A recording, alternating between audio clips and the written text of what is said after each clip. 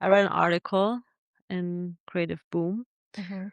which was about it, it was actually an article on a survey that they did. And the survey was the following. They asked young freelancers what the hardest part of freelancing is. And there were some really interesting insights. I mean, nothing really new, I would say, but I think it's still interesting to go through them and just like give our take. And maybe there's some things that we are also still struggling with, and some things that we kind of like solved for ourselves. And both, I think, are, yeah, pretty good insights for people. At least I would be really interested in how other people handle it. Well, so let's start. So the survey again asked people what the hardest part is about being creative slash creative freelancing. And one of the options were, which also landed on the first place, Number 1. on number one exactly, unsurprisingly, was money stability and being paid poorly. Being paid properly, sorry. Can't even read. Well, yeah, so that was, as they say, the loudest theme by far. And I would even say that doesn't come as a big surprise to me. There's also a topic that we basically talk about almost every episode in one way or the other, because it is a big theme in the industry, and it's a big theme amongst our peers as well, Yeah, and also everything always comes back to money, right? for sure.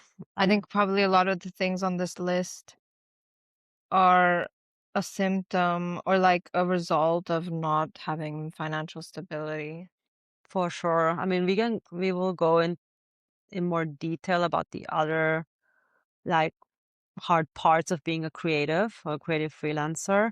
But a few things that they are stressed by is like low pay, financial insecurity, difficulty charging what you're worth, unpaid work, unpaid work expectations. I mean, these are all topics that probably every creative freelancer experienced. I can't imagine anyone just going in and winging all of this. No. I mean, that would be crazy. I I would mean, like to talk to you if you did. I think that even I think that even successful creative businesses struggle with these things because our work is so because it's project based, it's so unreliable. Hmm. And unless you have like 10 retainer clients that always come back to you, which takes a long time to build up, Mm, you're always like seeking the next paycheck kind of. yeah. It's like you're really working project to project a lot of the times. And then there's always like these lows and highs in our industry, like I don't know, 2023 where every agency we spoke to, and even we also experienced that like no one was making any money that year. And I think it's been similar the years following that as well. So it's like, I don't know, it's like you're very dependent on the market and whether people are buying the services at all or not. Yeah. I mean, one thing I also found interesting is difficulty charging what you're worth. That's Yeah. also a pretty common common topic and something we address with Factor. The project the value-based project price calculator that we're working on. And well, financial insecurity, something that you already mentioned, like the examples that you already mentioned. Low pay is also interesting because that doesn't only concern freelancers. That's kind of like an issue in our whole industry. Yeah, And for sure. I remember when the first time I looked at jobs after finishing university, mm. it was so hard to like even apply anywhere because the not the job well the job expectation actually both like the job expectations and then Mhm. like what you were going to get in return for Mm. it Yeah, were so crazy. It's like they wanted you to not only be a graphic designer but also motion designer, a web designer, all these things. And then they wanted to pay you, I don't know, actually probably less than what people make here at like a supermarket, yeah. like in a lot of cases. My mom was actually shocked when I took on my first design job as a junior. Mom was shocked about the pay. She was probably wondering, "That's what you studied for?" Yeah. Like, and it's actually legit. But for real, because we also paid for our degree, like, it wasn't a free university, so you invest a lot of money, in your education, and it's valuable, of course, because you learn the skills, and the format also was good for me, like, someone who needed that, someone to force me to be there and learn. So that was fine, like, I feel like it was money, like, well invested in that sense, but, like, in terms of the return, it's like, I don't know, it's not high. Exactly. And there's also a common expression, or not really a common expression, something that has been expressed again and again according to the article, is that creatives are saying, "I love being creative, but I can't rely on it to live," which is such a sad reality. Yeah, when I first studied graphic design, I always wanted to do something creative, and then for a long time, I was thinking, like, fashion design and, like, all these things, and then graphic design seemed to me because it's so, like, rooted in capitalism and selling things, like, for me, I always understood graphic design as something you do to sell stuff, and to me, that seemed really valuable, and I always thought, like, I should have done more research before I started studying, but to me, it was logical, like, it's a creative field where you can make money. Mm, Whereas there are a lot of creative fields where it's even more difficult to make yeah, for money. sure. Like, yes, you can make money doing anything really, but, like, is it realistic?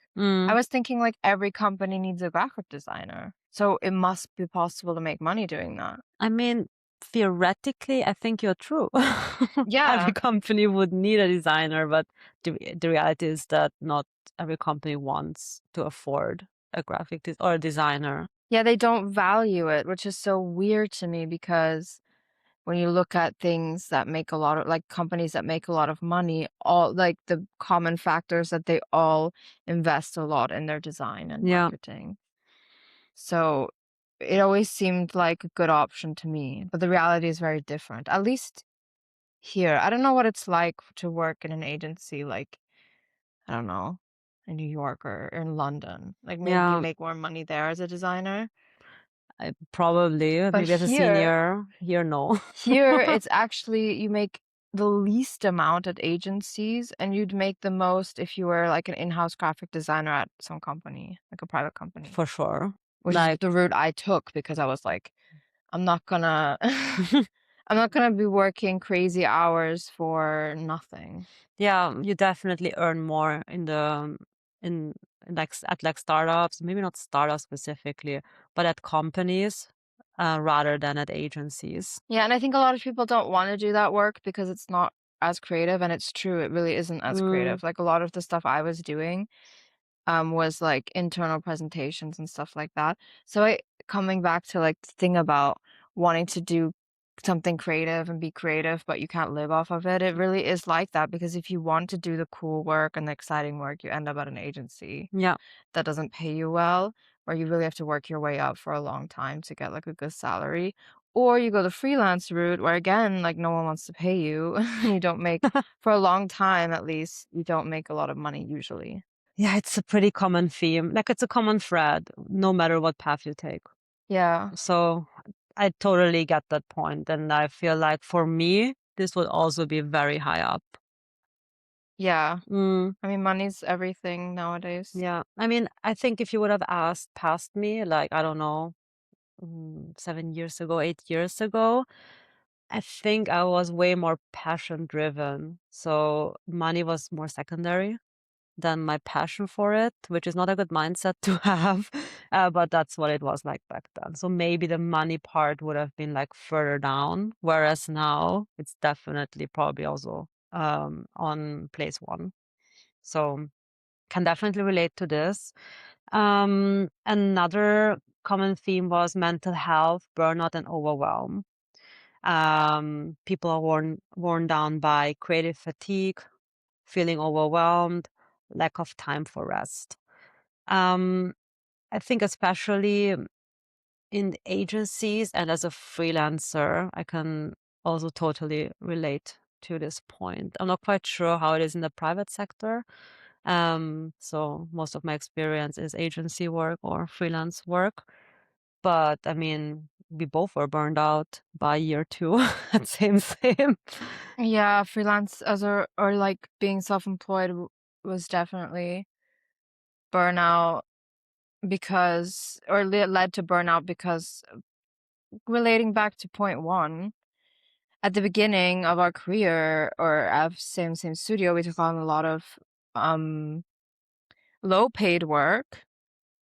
And the thing is when you do that, and you have to do that at the beginning, like there's no way to really get around it because we had to build our portfolio somehow. We also didn't understand value and pricing, but even had we understood that, it probably would have been difficult to get the clients that we get now, that pay well. But my point is that, like, because we were taking on so much low paid work, we had to take on a lot of it. Or we also wanted to take on every single one because we were like, okay, money, money, money, we need For money. real, we were like, ching. Yeah. But then that led to just too many projects at a time, not enough time to do them, and then we were working, like, into the night every week and every day and, like, working weekends, which led to burnout in terms of, like, time. I think burnout from creative fatigue, I think I did have that following the burnout from the time because for a long time I feel like now I'm getting to the point where I'd wanna do something maybe a little more creative again, but for Mhm. a long time, I really have been enjoying not having the super highly creative projects that Yeah, we had at the beginning, well, definitely. 'cause I Yeah, for just sure. couldn't anymore, like, I couldn't do another, I don't know, Super creative. Catching Theo project. Yeah, something super creative where you say, let's try something new, let's push some boundaries." I was like, "No, let's just like do the same product card again, something." Yeah. And I think it relates to that also because it feels safe. You know how it works. You don't need to think about it too much anymore. Whereas with coming up with something super creative takes a lot of work. Yeah. I still enjoy the not so creative stuff as, like, the main portion of our work because it's, like, I don't think anyone can be creative all the time. Hmm. And I think a lot of people end up having to be creative all the time because they're taking on so many projects that ask for it. And then, yeah, and then they probably end up like we ended up kind of just being like, "Oh, can't be bothered with this anymore." I seriously had just like I think I can describe it as like a blackout. Like I was trying to think creatively, but nothing was coming to me. Whereas before, I was like, I don't know, like a fountain of ideas. I Yeah. feel like I was just like one idea after the other just came out of me. Like I had to stop myself. And then after the burnout, I was just like it just flatlined. I couldn't even think of anything creative. Well, okay. Um, Moving on. Another point is AI, tech, and staying relevant. One thing I do Ah, sorry. wanted to mention about the burnout thing, Okay, yeah. um, you experienced burnout also in your even before same. Oh, yeah, you're right. I think that's important to mention because you said before you're not sure what it's like in a private company, but I know what it's like in a private Yeah. company. And I mean, this is very Austria specific, and I don't know what it's like in other countries, but in Austria, usually you have very strict policies about how long people can work. Mm, And I think it's like at a certain company size, they actually have to track that really strictly. mm, So I had to like clock in and out. I had like a card. And they had the data of how long I had been working, and I was only working part-time, and what always happened was I was working, like, 2.5 days, and on the half day, I always ended up staying longer because people needed this and that, and, mm. like, they saw me in office and they're like, "Oh, wait, I need this before the weekend," you know? So then I ended up always staying longer, and I had accumulated so much time that at some point they told me, like, "You cannot come into work. You have to stay home. Like, it's too much Yeah. overtime." And I was like, "Okay, fine, so I'll take holiday." And I never took holiday because or it was, like, what unofficial holiday. It's called, like, Gleitzeit, which is basically just, like, using up the hours that you've accumulated. But I never took holiday because I was working part-time and I never felt like I needed to. Oh my god. So I had, like, all this accumulated overtime and, like, all this holiday, and then I ended up just taking time off. But because it was so regulated, it couldn't I couldn't have ever reached a state of burnout, I mean, you know? I think my burnout came from something else. I don't feel like I was working that much overtime now looking back. I probably did, but I was first of all, I was slow because it was the beginning of my career, so I wasn't super fast. I think my issue was mostly around expectations and my work style, and also I don't fit well into a lot of systems. And I think that also stressed me out, to have so little freedom over when I work and how I work. And it was a lot of factors that came together for me, but that wasn't one, I would say. Like Yeah. it was a really nice and small studio, and therefore, yeah, it wasn't as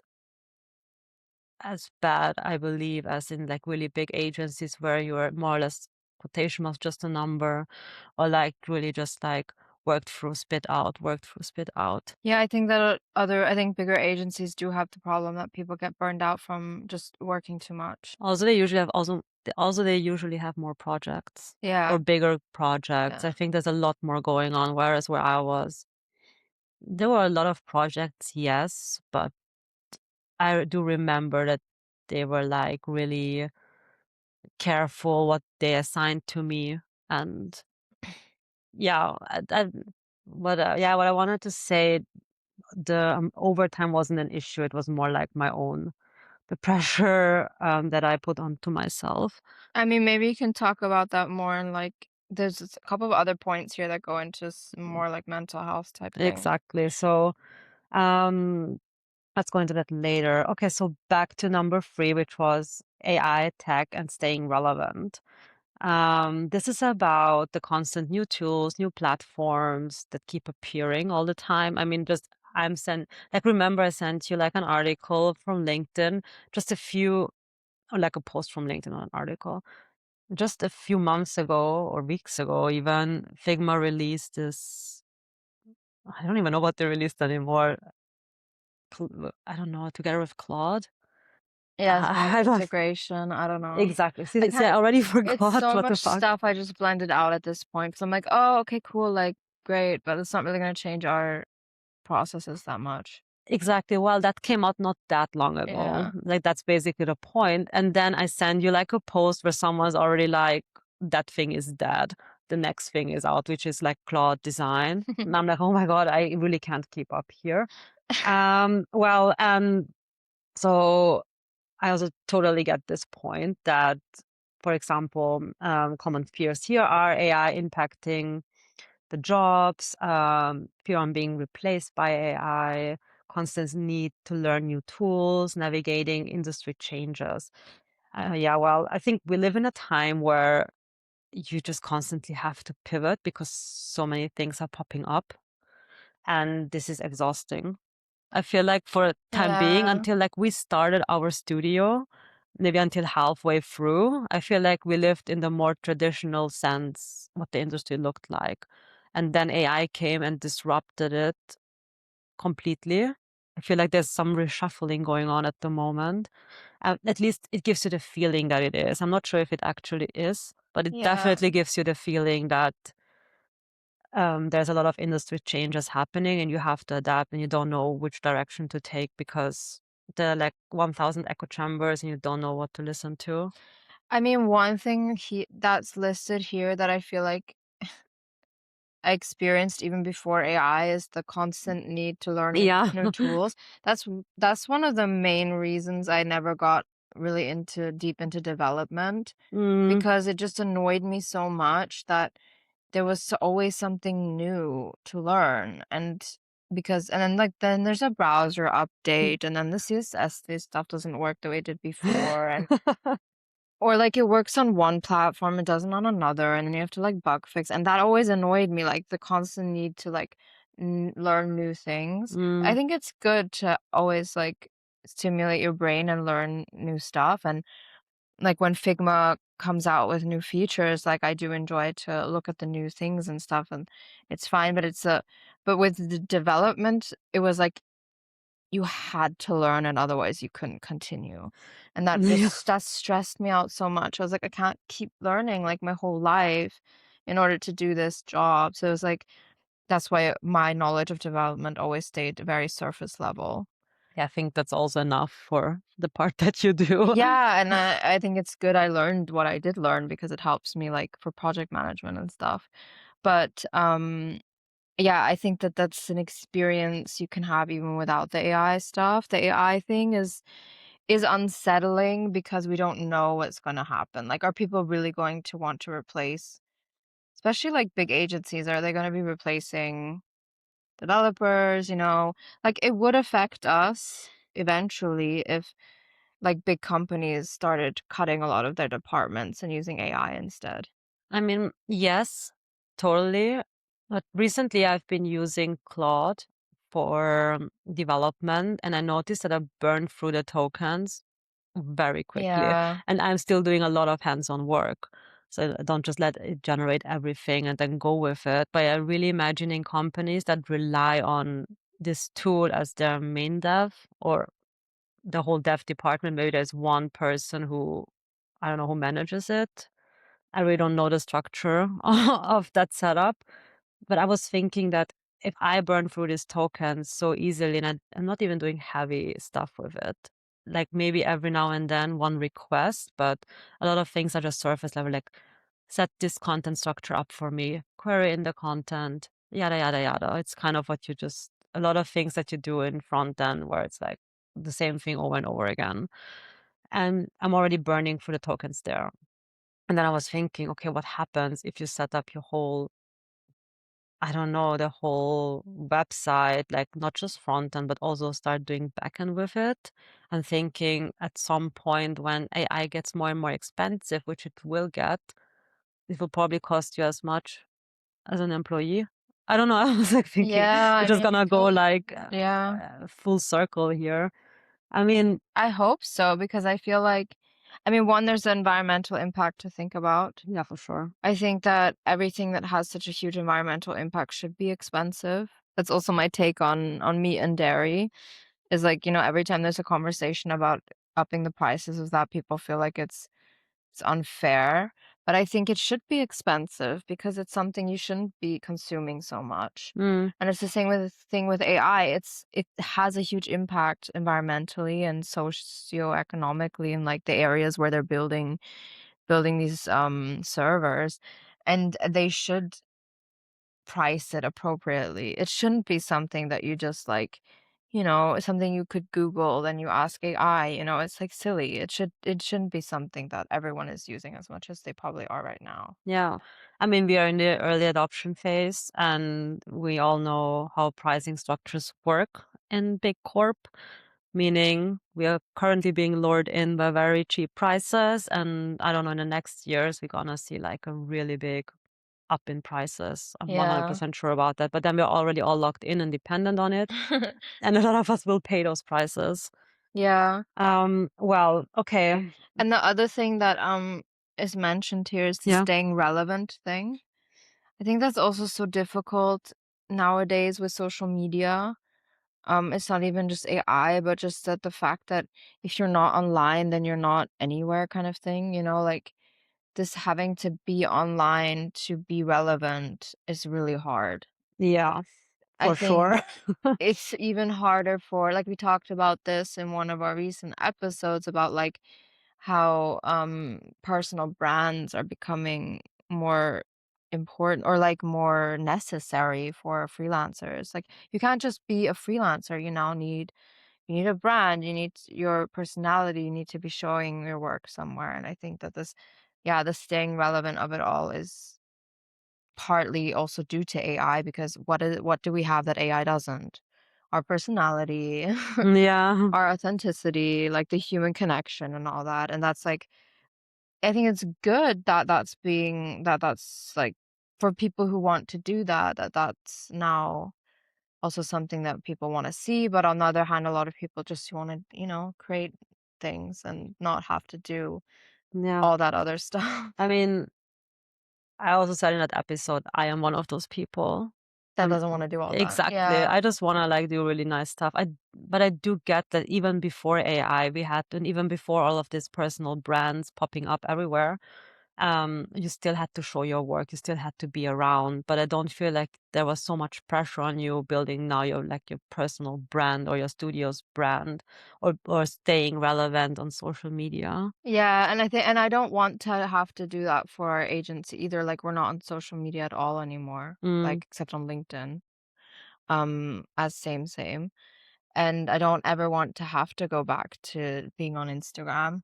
So I guess my solution to this problem right now is that to try and get more into like personal networking, like in-person networking, which I tried to do recently. Like I forced myself to do it recently because I was like, I need to see if that's an option, you know? Because one, I need to be able to do it like I need to be able to do it in terms of my own like energy level, but I also don't want to have to do it and feel like afterwards that I hated it, you Yeah. know? So I was Mhm. testing the waters and I actually really enjoyed it. So I feel like that's more of an option for us in the future to network really in person instead of everything online. Yeah, I mean, what we did have before though was a network as well, but it was online, but we knew the people. And Yeah. a lot of the work that came in was through those people. Like, sure, some people found us on awards. That was a fraction of it all. But another fraction, which was a higher percentage, found us because someone recommended us or our network said, hey, we have a project here that we cannot take on. Do you want to take it on? Yeah. That's been happening a lot less recently Yeah. because I think everyone's struggling to get work at Yeah, the for moment. sure. Back then there was Um, like an overflow, I think. yeah. Well, coming back to the survey, another point was confidence, comparison, and self doubt. Also, a common theme that also comes up a lot of times in our interviews when we ask them about their journey of being a freelancer. And in the beginning, not just in the beginning, actually, also in the present time, they still struggle with confidence, comparison, self doubt. And honestly, I can somewhat relate to this as well. So far, this list has been very relatable. I'm just gonna go through the pain points, which were constant self-doubt, comparison with others, fear of failure, feeling replaceable. Um, I do know that you had a bit of less of a struggle with this particular topic. Yeah. I think the only thing that I struggle with, or it's not so much that I struggle with it, but I've noticed that I noticed it once I deleted Instagram. I had deleted it for a long time before we came back for the podcast. And now I have the app on my phone again, but I never open it. Like I literally only open it to post the reels for the podcast, post the stories, and then if someone comments or something, I'll get a notification. But I never go on there. And ever since I deleted Instagram, my this kind of struggles like completely disappeared. Mhm. Like, something that did happen to me is I would watch someone's it's the stories is what pissed me off mostly, is I would watch people's stories, and I would notice myself feeling either, like, some kind of jealousy or some kind of, Oh, like really? yeah, Okay. like, I don't know, but it would be people who, like, I don't even want it's not even that I actually want to do what they're doing, you know? I would just feel like, "Oh, I'm not doing any enough," kind of You thing. mean in relation to work Yeah, like, or in into general relation to life? work or, Okay. like work or yeah, or life in general, but then it's like but then when you step back from that because it's presented to you in, like, a way like this is an ideal, Yeah. you know, and I think it's the way it's, like, packaged makes you start thinking, "I need this." Mm. It's like you're being manipulated by it because then when I step back for it, I'm like, "I love being at home. I don't want to travel." Like, I'm seeing these people travel, I'm like, "Oh, I'm not doing enough, like, I need to, like, go on holiday or whatever," but, like, Mhm. I don't want to, like, sometimes I do, and then I go, but, like, when you take a step back from all those things, I don't want that life, I also don't want the business to be, like, this huge thing. I sometimes see people with businesses, and I'd be like, "Oh my god, like, we're not doing enough with same," and but then when you step back from all of that and you realize you've been, like it's like a marketing thing. Mm. You're constantly being fed these ideas of or like yeah, what you should be doing or what success looks like, what like happiness looks like. And then Yeah. the thing is it's not even real because then like some friends of mine that I know, who post this kind of content. Yeah. Whenever I see them, they're like, "Oh yeah, that was just like." Like this one friend of mine, her and her boyfriend were like constantly fighting, had like the worst relationship ever, but you never would have known Yeah. from what you saw online. Yeah. That's really interesting. In my so privately, I never have that. I don't really care what other people post. Like I absolutely don't feel what you described, but with work, I did. I compare myself more. I don't compare myself really privately. But But it's not even comparing, it's like you're actually being manipulated. You know how like it's like subliminal messaging. I mean that I agree with that, It's but I like when don't you feel see an like ad for it. Apple MacBook Neo and suddenly feel like Mhm. you need a MacBook Neo. I had Because I that. had that. No, but that's what was happening online, like with social, and that's why I love TikTok because for me, TikTok is way more authentic. Okay, Like on TikTok, I never see things that trigger me that I feel like I'm being like fed some kind of a story that I then need to have for myself kind of thing, you know? I interesting. think it's also because on Instagram so much is ads and it all starts to blur together. It's like you're seeing this content from other people Mhm. and then you're like, and then you see the ad after and like everything becomes an ad. That's true. They're targeting you very well there. Yeah. Like I have very good ads on Instagram. I'm And like, that, ah, yeah, right. Oh, this looks good. I had it with the nothing earphones. I have earphones and I really like them. I wouldn't want to change them. I'm not gonna buy new earphones, but I really like the nothing earphones. Well, we are drifting off topic here. no, but I think that the most of these things honestly come from social media.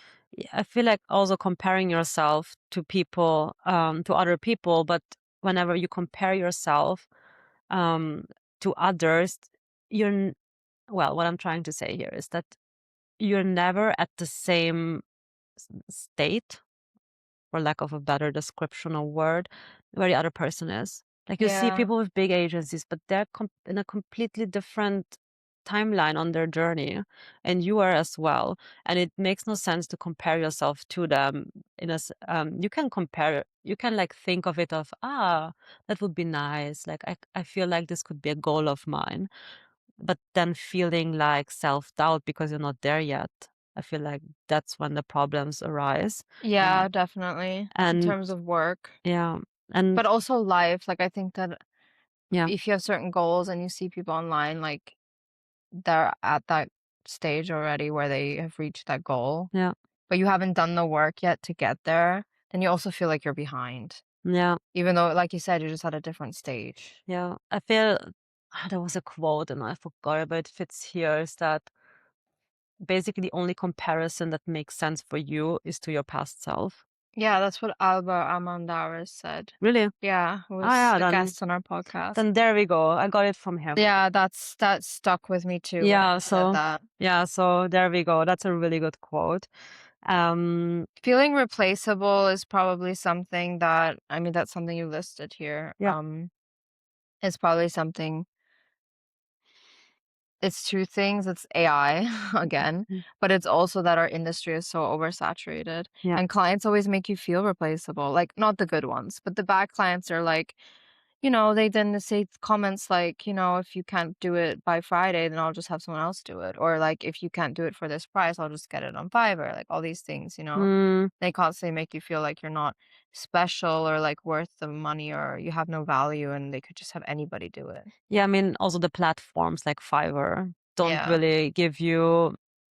Hmm, a good feeling about your future if you like see all of these people working way cheaper than you that can afford to work way cheaper than you kind of feel like, okay, how should I compete against that? Yeah, and then also the entry into the career at all. Like I remember I don't the only time I ever felt replaceable was when we were looking for internships. Yeah, for sure. And it was just like it was just luck if you got it or not. Like Yeah. cuz they just made you feel like that way that you know, they need an intern and it can really be anyone, but at the same time it's not you and then it's like you just feel like oh my god, I'm never gonna get a job because there's so many Mm, people who can do what I do and it's so competitive and stuff, which is another thing you wrote down, I think is competition. But like, yeah, you definitely feel replaceable because then once you do get that internship, you end up doing all this work where you're like, anyone could do this. like the Like, grunt work. why was this position so competitive Yeah. if like anybody can do this? But then again, we have been on both sides of this equation or of this coin, whatever. Um, we have been on the side where where we were looking for jobs, and we have been on the side where we were searching for employees. Yeah. And but I do feel like there are not a lot of candidates that actually fit, first of all, the position and fit the company. So you're not as replaceable as they make you seem you are. Yeah, that's true. Yeah, when you're on the other side of it, you actually realize that you often are looking for something super specific. Mm, And then at the end, it comes down to a couple of people who really fit. yeah, so it's really not as it's extremely competitive, yes, but I feel like there are And it's the same with clients. You're not mm, as replaceable as you think you are. exactly. Like finding the right client, like if you have a niche and have your right, you're targeting the right group of people, they are looking for that specific thing that you're offering Hmm. and not what everybody else is offering. Exactly. But I feel like that will come to you with experience probably. At the Yeah. beginning, it just feels a bit overwhelming, but as long as soon as you start working long enough in this industry, you're gonna realize that you're not as replaceable as they make you seem that you are. Um, moving on to point 5 is that so one other oh my god, what was this list called again? One other hard thing about being a creative, a freelancer or being a creative is like direction, purpose, and feeling stuck. People are frustrated by lack of direction, feeling stuck, finding meaningful work, unclear career path. Um, This is an interesting one because I feel like this particular issue is something that didn't affect me that much. I was thinking the same, but then I was reminded about 2023, Ah, yeah. Okay. Mhm. where I feel like we had exactly this kind of crisis. In what way? Um, You mean like the career path? About the career path, you mean? Or yeah, okay, yeah, I mean that because I see, yeah. the career path and also the feeling stuck, feeling like our work wasn't meaningful, or I Mm, at least felt like it wasn't meaningful. Um, yeah, and I think that, and I think, did we start the podcast in 2023? I think we did. we did. Oh my god, this was a crisis, baby. Yeah, no, it was because I think we were both desperately searching for something You're so right. You were looking meaningful for to be doing. meaning. Yeah. Yeah. Okay. I think I blocked that year out so badly that Yeah. I really don't remember. I mean, I do remember it, of course, now that you mention all of these things. It makes total sense. And yes, we were stuck. Stuck also because of issue one. Yeah, issue 1, money, well, actually, no, it was recovering from issue Two, 2, which was having burnout. having we're recovering from that, but we are We were experiencing the experiencing money, the financial money. instability, and then that led to, and then also, like, we were in that situation due to comparison. Oh Exactly. my god, it's all coming together full circle. Because we were okay, so this is what happened. We had this idea that, like, okay, everyone who has success and scales and has their agency then grows, and then you have a team. So that's what we did. We also kind of had to because we burnt out and we needed people to, like, And we come had in the with fresh ideas. resources, we had the client base, we had the money, Exactly. like, it all was like, "Okay, let's do this." It made sense. So we did that, and then the financial instability happened, and then we also, like, while all that was going on, we were experiencing number 5, which is direction, purpose, and feeling stuck.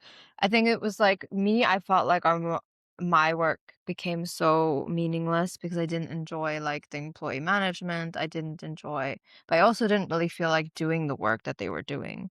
Like, I was actually happy they were there to do it because I was so at my limit from, like, the creative fatigue that I didn't wanna do what they were doing for us. It was good they were there, but on the other hand, I was like, "I don't wanna do this anymore, like, long term." Mm, and then we had to change direction. So yeah. that was definitely something we experienced to the 2023. And then we started the podcast, which is a positive thing that happened from all of that, actually. I don't know if we would have done that if No. we hadn't When? had, yeah, When would we have the time? Um, I think one other good thing that came out of it is that we sat down, really thought about what it would look like to be successful because we noticed that the path we were on wasn't really bringing us happiness. I think Yeah, even if we made enough money, I'm not sure if we would have enjoyed it long term because as you mentioned, I was also feeling like my work was being meaningless. Like, sure, a lot of people take a lot of what is it called? Like not strength, but a lot of energy, managing people, and they take like a lot of happiness out. Like I don't know, if it makes them happy. It's kind of like their element, and I also feel like it wasn't mine. Maybe to a certain extent, yes. I feel like if it's a really small team, but the direction we were going were like, okay, we want to grow, and I think that would have really made me unhappy in yeah, the long term because also the work really didn't feel meaningful. And you are right, the podcast then was the first meaningful thing that I felt like we did that year. yeah. And then we then when we scaled down and then we kind of, to me, had a more clear path of like what our goals are. Mm, And our goals became no longer like growing the agency and whatever. Our goals were like more personal. It was like, I want to work. I don't want to work to the point of burnout again. mm, I don't want to have to be managing people every day. And I want to be able to have enough money that I can go on holiday and the time to go on holiday, you know? yeah, Like those became our goals. It wasn't about like, oh, let's these big business goals or whatever. Like let's scale and yeah. whatever, which is kind of what we had at the beginning.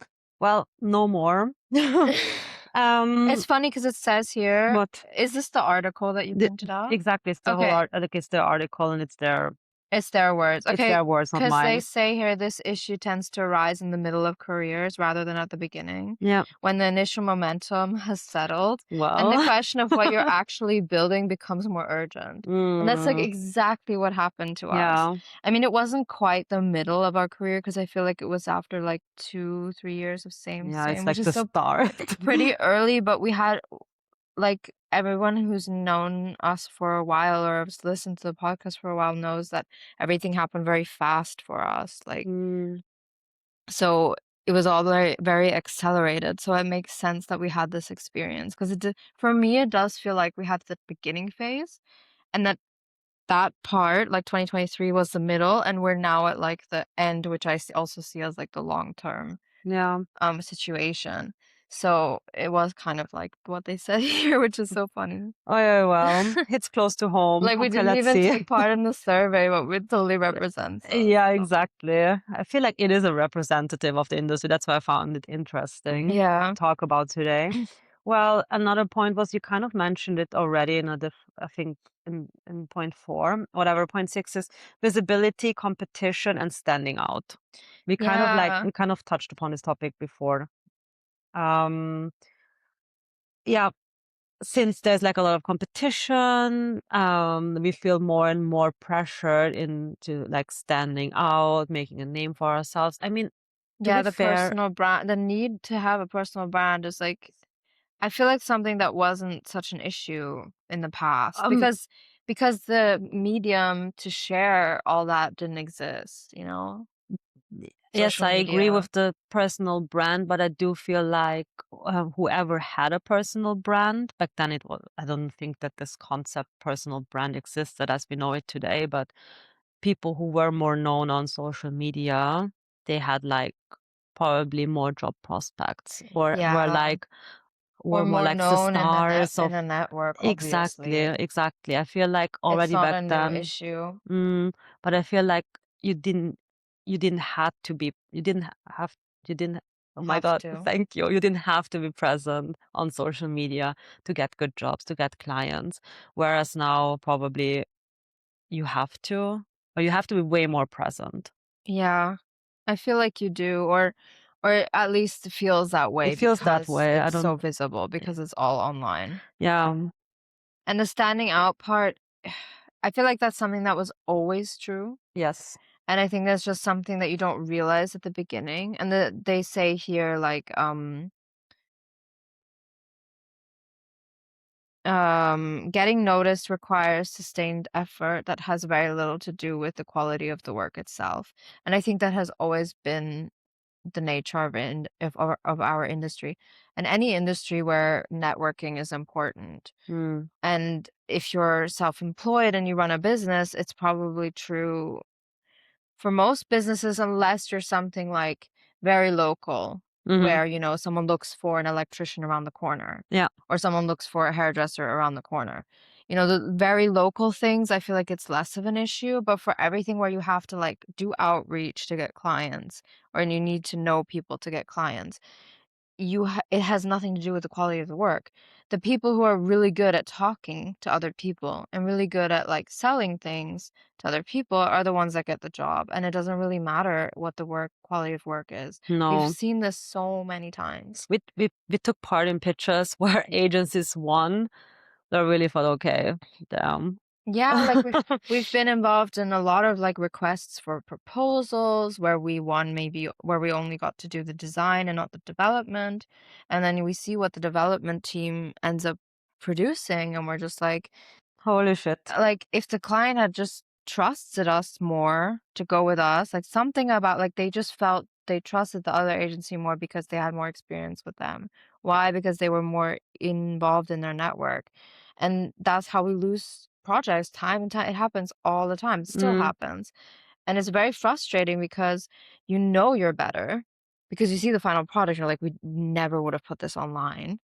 We also often kind of are involved in the communication because we're still, like, on the project as, like, consultants for the design, and we see their process and everything is terrible, and the client is just being scammed, and there's nothing you can do because clients just they go with whoever they feel most comfortable with at the end of the day. And who they trust. Yeah, and if they've never worked with you before on a certain project or type of project, then it's very rare that they give you a chance. Mm. And that's like yeah, it's very frustrating because it has nothing to do with your actual work or Yeah. reality. And it also depends on, who your point of contact is.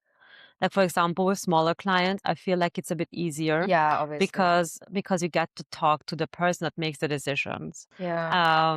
But with really big companies, it's really difficult to get to the point where you talk to the person that makes the decisions. Yeah, and it's so much internal politics. It's Yeah. like, "No, we're going with this agency because they did this other project with us and it worked out fine," and or like somebody it's like a $10,000 difference, and then they're like, "No, we're just gonna go with the cheaper one because Yeah. our budget is so constrained." Those are the types of things that make end up making the decision and not who you are, what you're actually good at. Yeah. It's kind of a sad reality. Yeah. Um, well, speaking of clients, the other point is clients' value and expectations. People are worn down by clients not valuing the work, feeling undervalued, client expectations, client communication. Um, Being worn down by client communication is so relatable. it is. I mean, we have a lot of examples, but one example I really like going back to is one of the clients we had in the very beginning, where we got an email actually, that you were the one working on this project. We got an email at midnight, around midnight, like, I want this new feature built in, by tomorrow, 9 a.m. Yeah. Never forget. This is like at And midnight. we Like, had something similar happen. They wrote us on a Sunday and they wanted it to be done Monday. yeah. And it was like a launch. It was something like really big. Yeah, it was crazy. Yeah, well, I mean, those things really make you feel underappreciated and undervalued. I mean, that's basically like you're a scum. Just do this for me. Yeah. You feel like you're just a pair of hands at that point. I mean, you are, because if they could do it themselves, they would want to do it themselves. Yeah, for sure. Yeah. And And the value and expectations is, yeah, it's something that comes with the job. I think that I think that that is also a lot of it's a lot of stress. It's Mm. a big part of our work is managing those things. And then there's the coming back to the money aspect, the fact that they don't value us and then they don't want to pay us. Yeah. Like, especially, I think the one that comes up a lot for probably freelancers is, when there's something that comes up mid-project and it's gonna take more Mm. time and more effort, and then there's a change in price, and it's like, "Okay, yeah, yes, we can do this," and a lot of times, yes, we have to do this because it's something that's, like, really needed for the project, but it was gonna cost extra, and then they start getting mad at you for that. I And it's like they know. don't value your time, they don't value your effort Yeah. enough to pay you, which is really disheartening. Yeah, like, working for clients that really treat you well is, like, life-changing. Yeah. Like, honestly, there are so many good clients out there that really value the work, but unfortunately, there are a lot of black sheeps that don't, and I feel like we all cross paths with clients like that, and they kind of, like, how do you say, disillusionize you? Yeah. Is this the right word? Well, that's also why I, don't really mind working with people that I don't necessarily like or enjoy working with, because I made a Threads post which was related to our last, or Mhm. I guess to a few episodes ago, because while we're recording this, I don't know when this is gonna go online, but the episode with Julia Vitala, Yeah. where we talked about values and like choosing clients. I made a Threads post related to that asking like, have you ever turned down a client because of your personal values? And got a lot of responses from people who also said like if they don't vibe with a client, they turn them down. And I'm not like that. Like I can totally take on a project, but it the for me the most important thing is that the client respects what we do and values what we Yeah. do. So like the client can be the most annoying person ever and like we might argue, or I might have to like hold my tongue a lot of the time and not say what I actually want to say. But as long as they don't make a fuss when I say something like, this is gonna cost more, this is gonna take more time. If they're like, oh yeah, no problem, then I really don't mind Yeah. if I don't really get along with them otherwise. I mean, it's kind of like, when you have a really good work relationship with someone, but not necessarily a good personal relationship. I Yeah. guess it can come down to that. Like, as long as they respect and value the work that you do, but are like maybe not gonna be your best friends. Yeah, or maybe they really do other things that annoy you, like maybe they do write you at 11 p.m. Yeah. Like, not that they expect something from you, but they do things that annoy you or frustrate you. Yeah. Maybe they do ask you sometime, like, can this go online tomorrow? But and then when you say no, they're like, oh, okay, yeah, no problem. Yeah. For me, You that's a know? really good work relationship. Yeah, that's totally fine. I don't care. Or maybe they're like somebody who, doesn't provide you with the assets you need But and they're at some frustrated. point, you'll know them, and then you know kind of what to expect. Exactly, but I think, like, for me, the number one thing is that people just, like, respect and value what we do. Yeah, for me too. Um, well, another point was time, workload, and balance. I mean, I guess that also ties back into the burnout, but common themes here were time management, balancing multiple projects, overworking, finding time for personal projects. I Um, struggle with this even recently. Like, not n I would say I've solved this issue recently, but something that I always come back to is to finding time for personal projects, but that's mhm. just a personal thing. I just don't enjoy client work that much. So every time I'm, like, working on a personal project and then a client writes me, I'm like like, no, now I have to go out of my, like, focus state and do, like, the work because obviously clients are priority. Yeah. But Yeah. yeah, the balancing of that, I still struggle with it in terms of just, like, In terms of personal passion. Ah, frustration, yeah. okay. Yeah. I I feel like I also just recently solved that with my with the time block.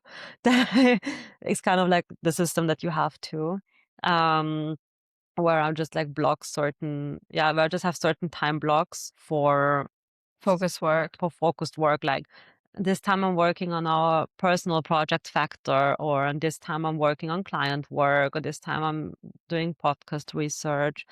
With that kind of, I feel like I can breathe again. I'm like, ah, okay, I have time for everything. Because before I felt like I'm running out of time, I'm running out of time, and I felt frustrated by it. and as someone who really needs, funnily enough, can is not really structured, but needs a structure, this is a really good system. But I'm not quite sure if this would have worked back in the days when we were overworked. And coming back to, oh, where was it? The second The point, I think. second point of like about burnout, I think that we had so much going on that not even the best time blocking system would have worked there, because there was simply not enough hours in the day to do the work that we were taking on. Yeah, no, like, I also don't think so, and we didn't have any personal projects going on back then because we couldn't. No, never. This would have been impossible. So right now I feel like, But I think that's something a lot of people struggle with because your personal projects, like I said, clients take priority, yeah. obviously. And I think that's probably true for everybody. I don't think anybody like is like, no, I'll gonna do my personal project first, do the client later. That's why no one ends up doing their website ever. Yeah. It's like the classic. Like your website takes you 5 years Mhm. because it just always goes back to the back Yeah. burner when you have to do other And things. then you launch it and then you're like, "Oh, I need And to then you relaunch the don't even website." like it anymore. Exactly. Yeah, so I think the finding time for personal projects is probably one of the things most people struggle with, and I know so many people who have personal projects. It's like the creative sickness somehow. Yeah, but it's Like, you kind of always have to be doing something new and exactly. But exciting. it's kind of also what I love about it, because you Yeah. have so much passion for things and so much thirst for knowledge and so much things that you want to do. And I think that's such a cool thing. It's kind of such a good sickness, if you can call it like that, Yeah. that creatives have. I find it really fascinating, and I really love coming up with new ideas. And I hated it in 2023 when I had just experienced emptiness. I would have the podcast was a format that was already like, there were like blueprints, there were other podcasts you can follow. It was creative in a sense of course, what we talk about and the topics, that's creative. And of course the editing process and everything. But it wasn't something completely new, like with Factor, for example. Yeah. That I don't think we would have been, also I wouldn't have been able to think of something like that back in the days, because I was just empty. I was not driven at all anymore. Yeah, we didn't have the energy to allocate to something like Factor. Mm, But Factor definitely sparked motivation yeah, in me, and even and doing the podcast rebranding also sparked motivation.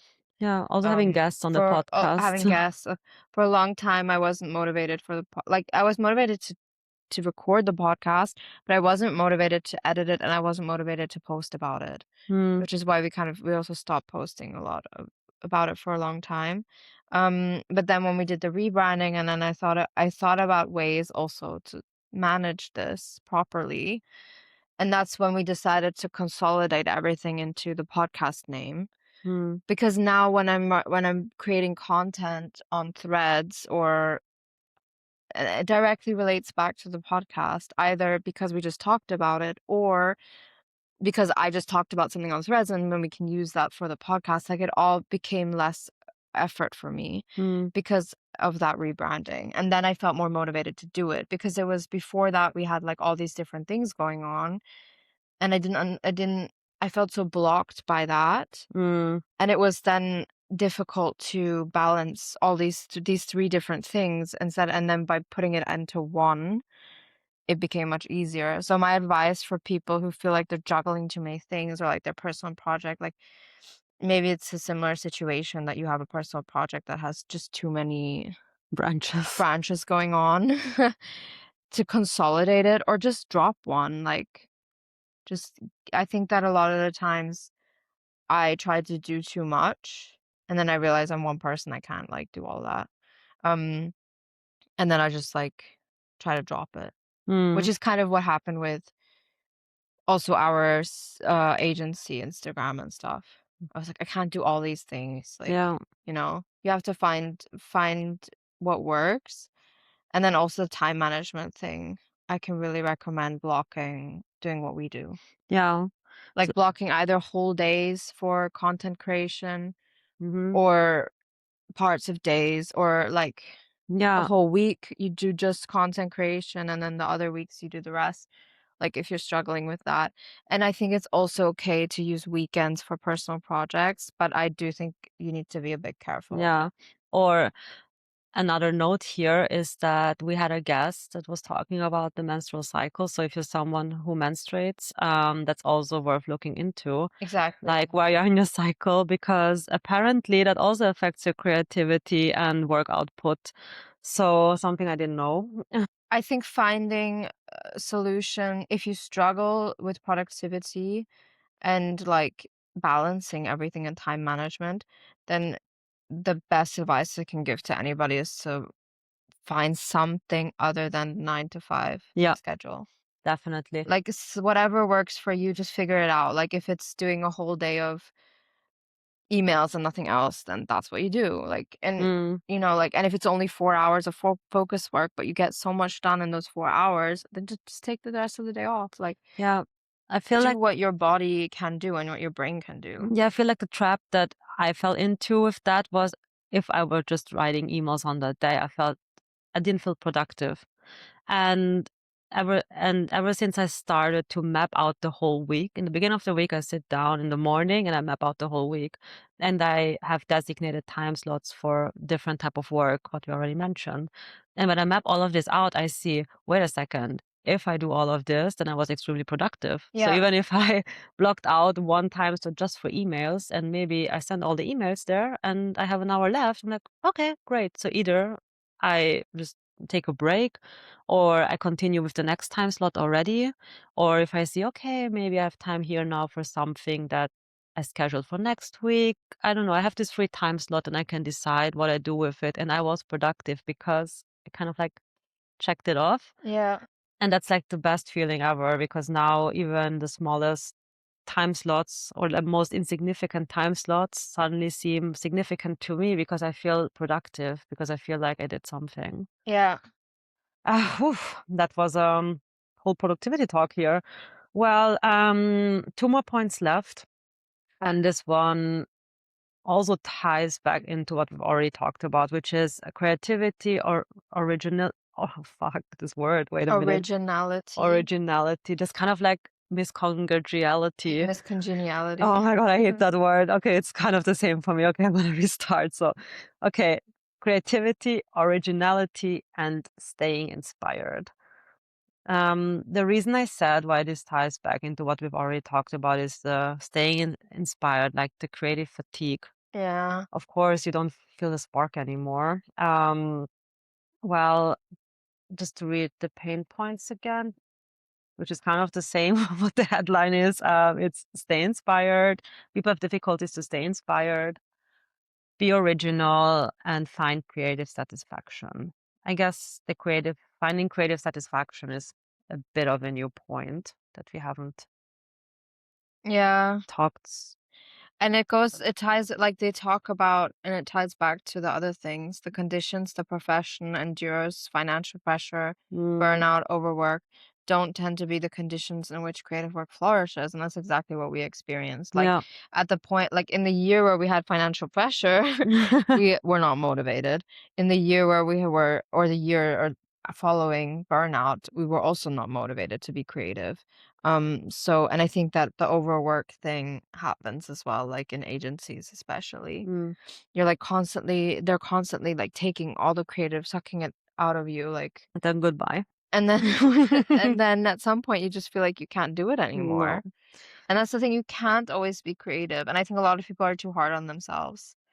Like and it's also difficult because we have deadlines. That's Yeah. the thing. So like you have to But finish it. but also creativity doesn't work like clockwork. You can't Yeah. just be like, okay, I'm gonna sit down and be creative now. But that's exactly what I mean, what I meant before with, like, figure out something other than the 9 to 5, because it's not realistic for the type of work that we do. Like, you Mm, might have a day and you might have your week planned out like you did, yeah. but then you suddenly feel so inspired to do a task that you actually had planned for the end of the week, then just do it. Yeah, Do it just on that switch it. day, just change it around, like, and Yeah. I do that all the time, like, I have my week planned out as well, Yeah. and I have my daily tasks, and sometimes I feel like suddenly really inspired to do something I actually had planned for the end of the week. And then I just switch it around. Mhm. Like if the deadlines allow for it, and usually they do, I just do that because, yeah, why not? Like, it's way better than forcing yourself to do something, I don't know, because of some weird idea you have of like, no, I have to do every day, I have to do emails in the morning, and every day I have to do this in the afternoon. Like, but then if you don't actually have the energy for it, why Mhm. bother? Like, it doesn't make sense. Yeah, totally agree. And I think when you start working with your energy instead of against your energy, um, then you find that because you're not working against your energy, you have more energy and motivation, and I think you will automatically also have more or feel more creative because of that. Yeah, for sure. Like, for example, I take a lot of joy out of, like, work. Like, it's a hobby of mine. I mean, except for the year where 2023. But in general, for example, personal projects are like a hobby. And when I sit there, I want to keep working because I'm genuinely enjoying it. But now I literally force myself to stop because I'm scared of feeling burned out, even if it's something that I really enjoy. But I think that that happens too with things that you really enjoy. Like, for example, I don't know, gaming. If you like game a lot, at some point in the day, if you game all day, you will feel burned out by it and you have to stop Yeah, at some point.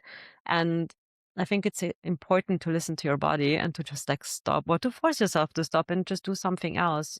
The work will always be there. You kind of just, you can pick it tomorrow back is up. always another Exactly. day. Yeah, But that's something I've been having recently with the personal projects on weekends. yeah, but it's so That's why I true. say, like, it's okay to do it, but be careful because I Yeah, experienced the burnout after. Like, when I have a exactly. weekend where I'm, like, so hyper focused and I notice, like, Monday, Tuesday, I basically can't do anything. Yeah. 'Cause, like, my weekend just shifts. It's not like I can just skip a weekend. Your body can't just skip a Yeah. weekend. Like, you think you can, but you really notice it then the week following. Yeah. So really take time off. Sit Yeah. down. I don't know. I've been really Watch enjoying Gilmore Girls for a whole day. Playpocopia. Last point is weirdly enough on the last place. Do you say on last place? Is this Yeah, correct? Oh, okay. last place, On yeah. on the last place or at? Um, Oh, it's on it's last the last place. on. Okay. It's the last place. Okay. Well, I think there's that. both. Okay. So the last place. Oh my fucking god. Okay. No, in the last In the place. last place. Okay. It's In the in. last place. So in the last place is isolation, support, and community. And I'm surprised that this came last. Yeah. Because I mean, surprise, yeah, kind of surprised that it came last. Well, um, people are saying that they are held back by isolation, lack of community, lack of mentorship, lack of support. And they're all feeling like I'm doing this on my own. And I can relate to this. No, I can actually not relate to this so much because we have been doing things together. And whenever I was working with like agencies. So there was also always people. I I can empathize with it though, because if I were alone, I said this many times before, I think I would have already stopped. Um, I can relate to this less in terms of no, actually, it is what it says here. Um, the running a business. yeah, I can relate to it in the sense that if you don't find a community, like which we did, which mm, we have created for ourselves, but there was a time when we didn't have that, and it was at the beginning. Every time I would talk to people about the business who yeah, don't run a business, it was so frustrating because they don't understand it. And they try to relate. I know they mean well, but it often just makes you feel worse about yourself. Like 2023 when we scaled down and I told people like, "Oh my god, I'm so sorry." Like that's so horrible. But then I talked to our accountant who's also a business owner and he's like, "That's great." yeah, He's like, "You survived a tough year." yeah. And that's, like that's what I needed to hear and not like, "Oh my god, I'm so sorry." Like, they don't understand it, so it's Mhm. fine. Like, you can't even get mad at them for it, but it's, like, very frustrating. No, but also like the community aspect of it all. I feel like also one reason why we started the podcast is that the creative industry is slash used to be, I think it still is, but it used to be worse back in the days, is like it was intransparent and due um to the huge amount of competition. It also felt like you are on your own. You cannot trust others. You have to be like better than the others. Like this Yeah, and competitive you have to figure it mindset. out for yourself. But I think Exactly. that's also not always right. Like, No, I it's think not. a lot of the times you can just ask people and they will tell you, Exactly. But I feel but you like feel like you can't. you feel like you can't, and the Yeah. people are so successful, they're not gonna reply to me. Or I feel embarrassed being where I am at right now. But coming from the side of development, I know that it can be different and people there, that the community is so different. Yeah, I mean, design is still very gatekeepy. Exactly, that's what I meant. I feel like it got way better, or maybe we are in a different bubble now. And especially like interviewing a lot of guests, they're so friendly. They're like taking their time to sit And down they're with so us. transparent. Like we always ask at the beginning, like, is there anything you don't want to talk about? And I think almost everyone has said, like, no, like, Exactly. Yeah. I'm an open book. And I love that. And I think that that's actually so common, yet it's not something that young creatives do. I mean, we didn't do it either. I mean, okay, No. we reached out to someone but we knew that person before. Yeah. But we didn't reach out to strangers, asking them questions about, oh, how much would I charge here? Or what would you do?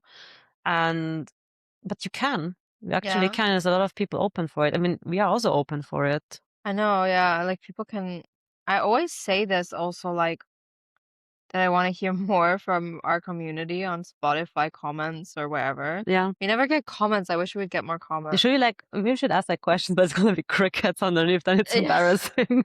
No, but I did in one of in the episode that I recorded alone. I was like, please comment, and no one did. So Mm. whatever. I'm fine with it. I'm like at a stage in my life where I don't care. I embrace the Yeah, cringe. well, maybe we can ask our community and something will come up because I'm genuinely curious. Like, what is one of your like biggest, or like what's the hardest part for you being a creative? Yeah. I would be really interested, like from all of these points that we mentioned, like what rings truest to you? Or what's your top five? What would your top five be actually? My top five. That's a good question. Um, one, money. Um, The way you're like sorting through it like cards. uh, I don't know if five even. What was five? No, top five. I don't Top think five. that I have five that I struggle Top with right three. now. Top three, I would say money. Um, the two mental health burnout overwhelm. It's more like just the running the business thing. Mm-hmm. It's not so much burnout, but there is a lot of like mental load and Mm-hmm. overwhelm. So Yeah. that would probably be number two for me. And number three would be visibility, competition, and standing out. Just because in the days like of social media and also like I'm now trying to network in different ways, Mm-hmm. but it's something that I feel like we haven't really mastered yet. Yeah. So It's a it's challenge a for sure. challenge, yeah. Um, not to be Copycat. a copycat, but I feel very similar. I feel like direction could maybe be one more for me. Um, because we're branching out in so many different directions, or we're trying so many new things. It's like, okay, which will stick? It's kind of like, but not in terms of feeling stuck. So that's what doesn't fit. But it's more like opening a lot of doors and seeing, okay, which one actually is the path forward. Yeah. That's it's more like interest than it is a struggle. So yeah, I'm copying your top three. So back to my question to the community. Actually, list your top three struggles. I think that's fine because there are like 10, so five Yeah. is kind of a lot. Really curious to hear. And with that, we can end the episode.